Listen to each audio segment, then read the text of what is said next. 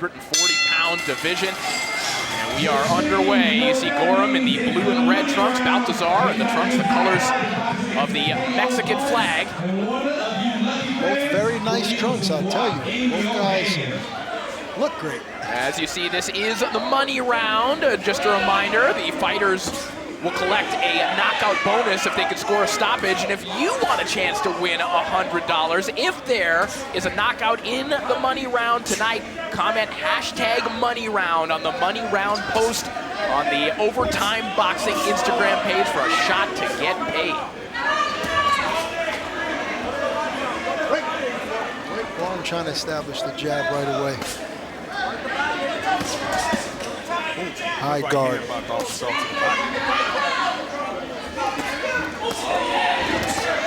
Stiff jabs from both Goram and Baltazar.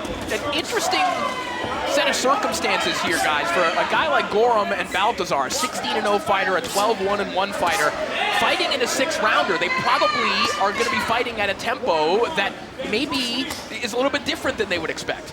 Yeah, no doubt about it. But one thing I like about Goram is, and even in his past fights, he has this sense of patience and he takes his time. He doesn't waste too many shots, which essentially is good for condition-wise. Shot to the body there from Baltazar, comes in behind that left hook. He's landing that jab.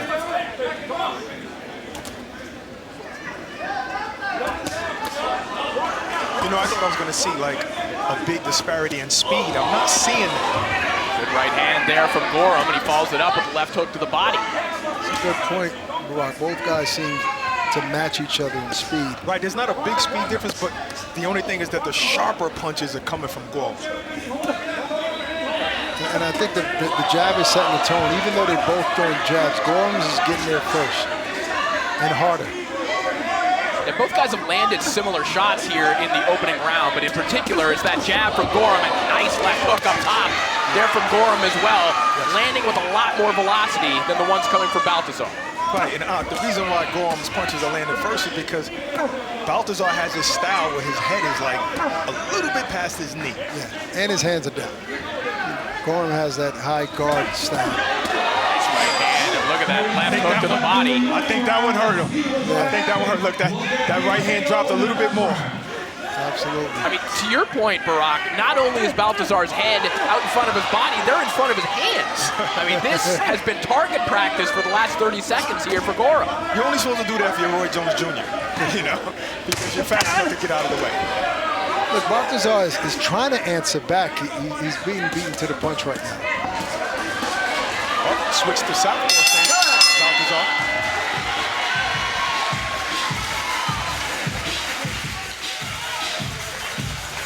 Beautiful work. That's the lean in the. Beautiful work. Don't flex your defense. We tenderize it. We don't care about bonuses. We care about showing these people what fuck that bonuses. You work your straight shots. You're looking beautiful out there. In the pocket when he throws punches. Don't try to throw punches in the middle of his combinations. Keep your defense, roll your shoulders, 1001 and then throw the punch. Beautiful right hand. Little headbutt there, Corey. A little bit of a clash of heads again. You know, back to the posture of Baltazar, where his head is, leaning out in front of his front foot. Putting it out there. We see some more head clashes here tonight, but in particular, that jab of Breyon Gorham has been bouncing Baltazar's head back as we begin round 2, and Goram goes right back downstairs to the body. And I like that early body attack. Setting the tone. Not here to play. He wants to shine tonight. But he has a live dog in front of him, so I'm not counting Baltazar out. Goram taking the initiative here thus far.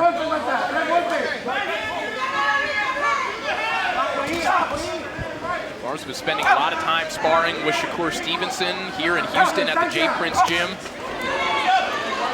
Obviously, when you're in there with Shakur, those are going to be sessions that are beneficial, even if they're a little bit frustrating, Ak, in the moment. I mean, you're talking about one of the best fighters in the world, pound for pound.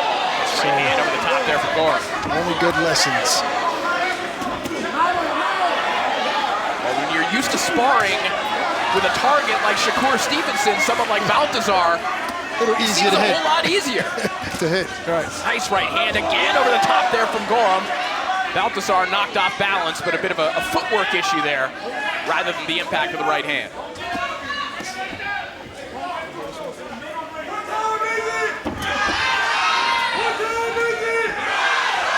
Baltazar looks like the bigger fighter, Corey, and he's not imposing too much of his size.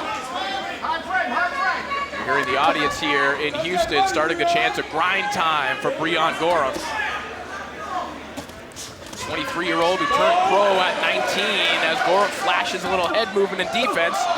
Comes back with a nice left hook to the body. Love the body shot.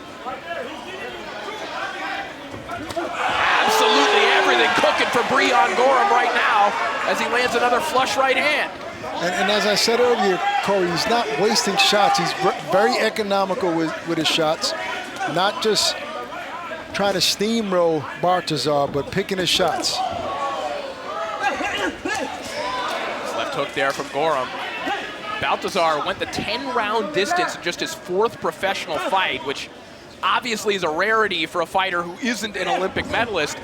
Going back to what we were talking about, the pacing of the fight, I mean, this is a 10-round pace that he's cutting right now. This is a 6-round fight. It's a sprint, and Goram right now is racing ahead. Oh, absolutely.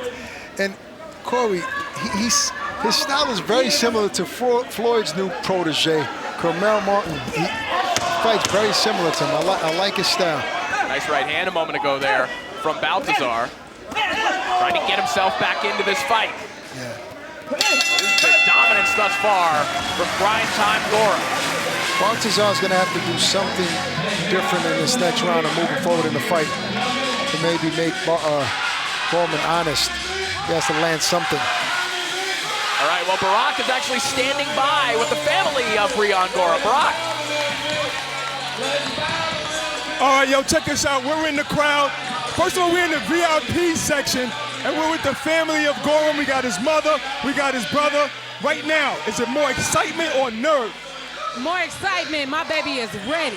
What about you? Man, I'm excited, man. He punished the dude. All right, so what's happening right now in the fight? What does it look like that's going on? He filling him out. He ain't looking for no knockout. He's showing his skills, and then he gonna drop him. All right, cool. I got one more question for y'all. What time is it? All right, back to you guys. I just checked my watch. It is indeed grind time in here. For sure.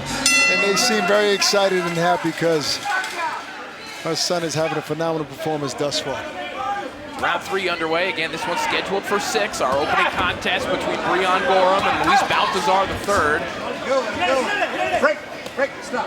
Talked about Baltazar's fighting legacy. Breyon Gorham comes from a family of fighters as well, including his uncle, Duke Tanner, who was 19-0 before he was sent to prison for a drug conviction, but Duke was granted clemency in 2020 and now is back as a major part of Breyon Gorham's career. He's always checking in with his nephew. And certainly, if he's tuning in here tonight, he is proud of young Breyon here tonight. No question about it.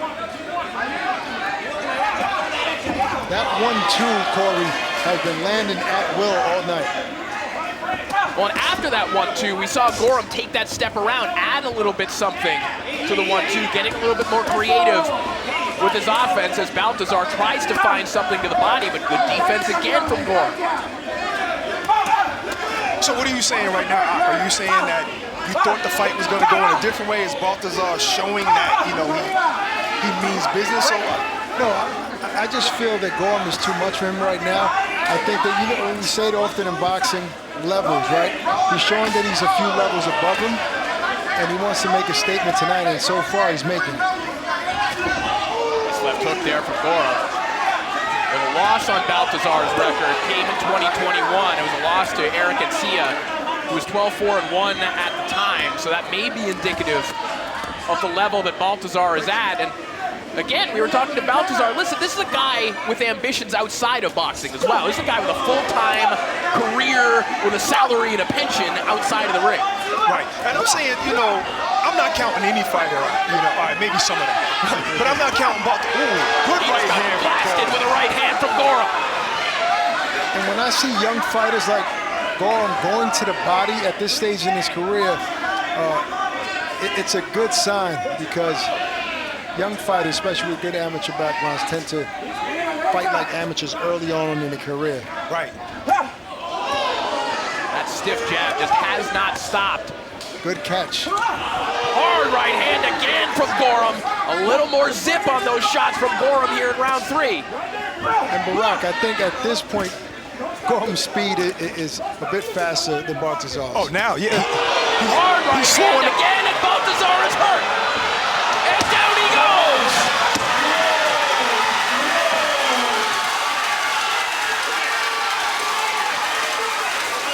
A delayed reaction from Baltazar after that right hand.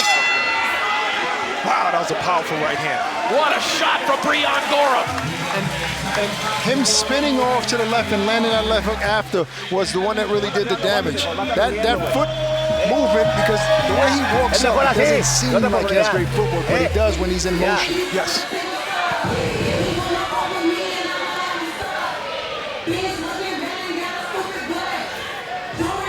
And you talk about the change in speed now, the difference in speed now is Goram invested in that body, you know, and then he started to hurt him up top.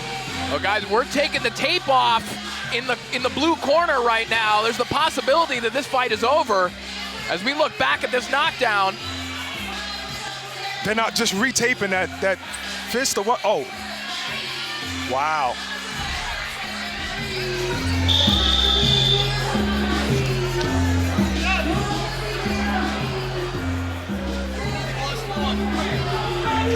And that is it. Breyon Gorham. You can head to the bank on Monday morning. The knockout bonus for grind time. You know, normally you would say that fathers want to push their sons to go too far. This father is saying, no, you had enough. And I'm not mad at that. Baltazar obviously outgunned in this one.